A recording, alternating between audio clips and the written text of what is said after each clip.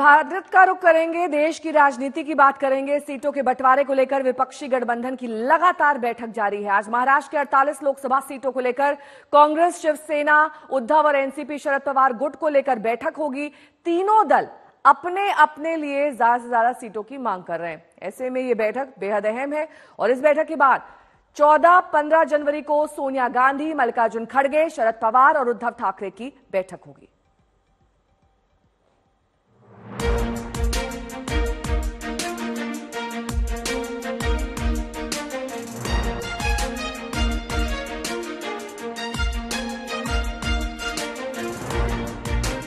आज लगातार तीसरा दिन है जब देश की सबसे पुरानी पार्टी कांग्रेस लोकसभा चुनाव के सीटों के बंटवारे पर घटक दलों के साथ मंथन करेगी।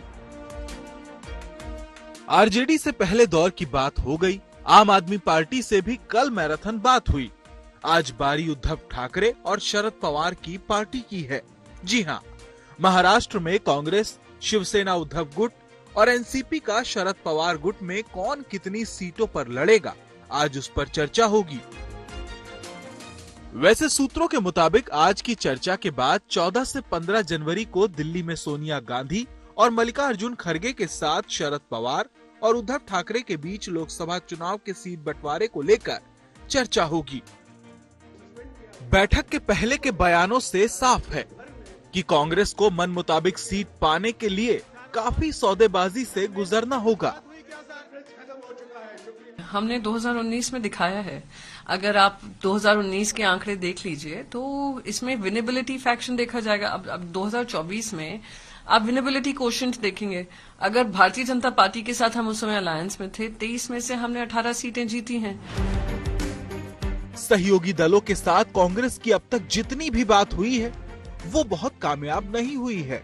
आज तक को कल की बैठक की अंदरूनी जानकारी मिली है।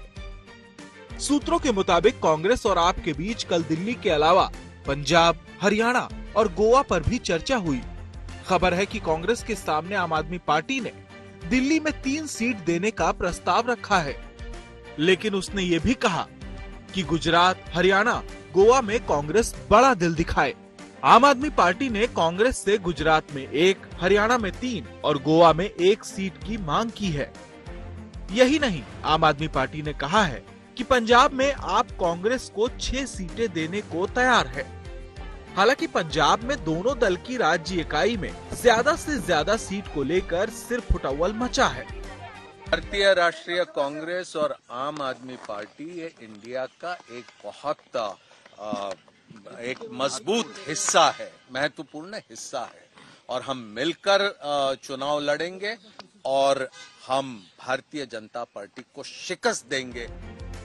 उधर बिहार से खबर है कि आरजेडी और कांग्रेस की मुलाकात के बाद जेडीयू 16 सीटों पर दावे से पीछे हटने को तैयार नहीं दिख रही। जानकारी के मुताबिक कांग्रेस ने भी बिहार की 10 सीटों पर दावा किया है।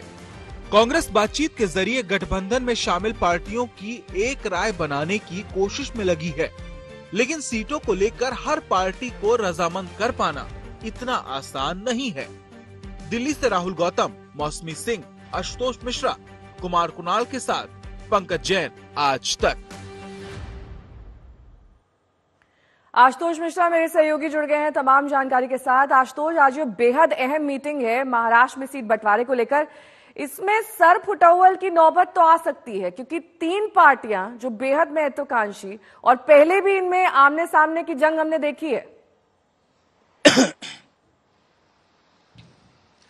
2 दिन जिस तरह की बैठकें रही हैं, अभी आप समझिए कि दोनों दिन में कुछ बहुत ज्यादा नतीजा नहीं निकला है, लेकिन ये बात जरूर है कि मीटिंग सार्थक वो कह रहे हैं कि रही है, बहुत अच्छे माहौल में हुई है। अब आज की बैठक में क्या है कि अगर आप महाराष्ट्र के गठबंधन पार्टियों को देख रहे हैं तो शिवसेना चाहेगी कि वो ज्यादा से ज्यादा सीटों पर लड़े।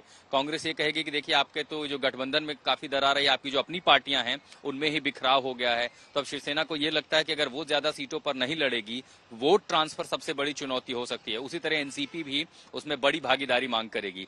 तो कांग्रेस को ये भी देखेगी कि महाराष्ट्र जैसे बड़े राज्य में क्या उसे सम्मानजनक सीटें मिलती हैं। तो हाँ, सही बात है कि सिर्फ फुटबॉल के साथ साथ बड़ी चुनौती है कि अगर आपने ये तय कर लिया है कि गठबंधन बना के जाना है तो उसका खाका क्या होगा। आज की बैठक बाद आपको बताएं एक और महत्वपूर्ण बैठक जो कि 14 और 15 तारीख को प्रस्तावित है, जिसमें सोनिया गांधी के साथ शरद पवार, उद्धव ठाकरे खुद बैठे होंगे। यानी सहमति तो है सीटों पर, अब स्थिति कहां फंसी है ये कि ज्यादा सीटें किसको मिलेंगी, कितने 48 में से शिवसेना का जो शेयर है वो कितना होगा, एनसीपी कितना होगा, कांग्रेस को वो कितना देंगे। और दूसरी सबसे महत्वपूर्ण बात यह है कि क्या जो सीट शेयरिंग फॉर्मूला है, क्या वोटर जो है वो ट्रांसलेट होगा, कांग्रेस का वोटर जो क्या वो शिवसेना को वोट करेगा, शिवसेना का जो वोटर है क्या वो कांग्रेस को वोट करेगा, एनसीपी को करेगा।